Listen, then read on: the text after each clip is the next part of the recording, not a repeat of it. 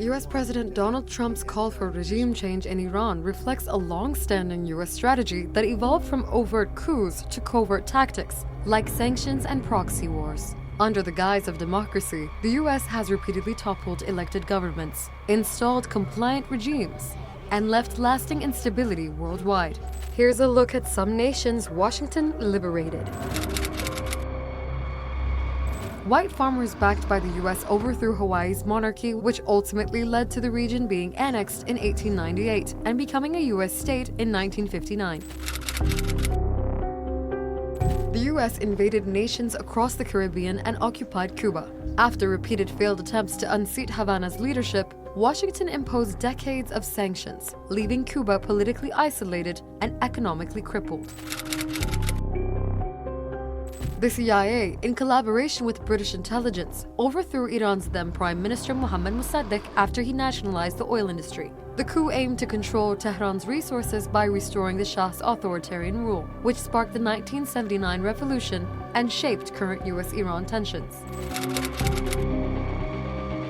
Guatemala's President Jacobo Arbenz introduced land reforms that threatened US agribusiness.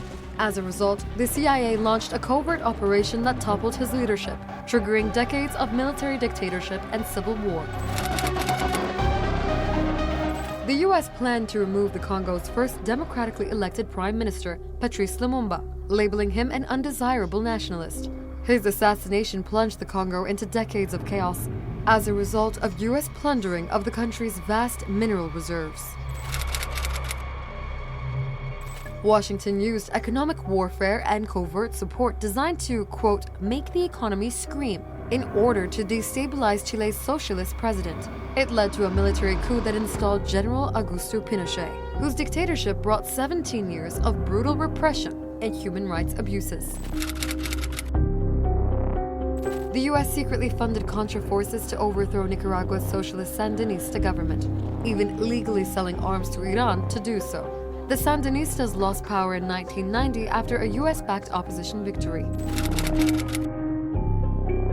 The US invasion of Iraq, justified through false claims of Baghdad possessing weapons of mass destruction, aimed to secure regional dominance and access to oil.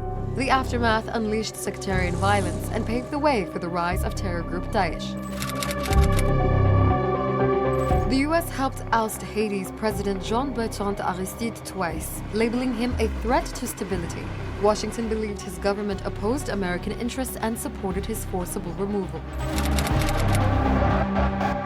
Washington recognized an opposition leader as the interim president of Venezuela in an attempt to accelerate the removal of Nicolas Maduro from power, a move driven by the country's significant oil reserves.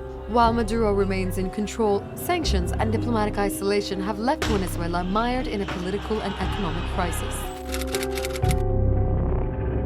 Then came Bolivia, where disputed and later debunked fraud claims promoted by US-backed observers triggered unrest that led to a military-backed ousting of newly re-elected President Evo Morales and the installation of an unelected government.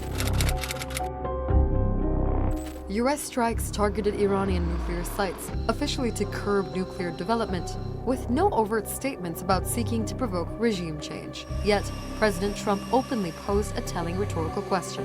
Why wouldn't there be regime change? As tensions rise over Iran's nuclear capabilities, the well-established history of US efforts to subvert foreign governments is resurfacing in public discourse, with the goal of these interventions being to sow chaos, leaving behind collapsed institutions, mass displacement, and prolonged violence.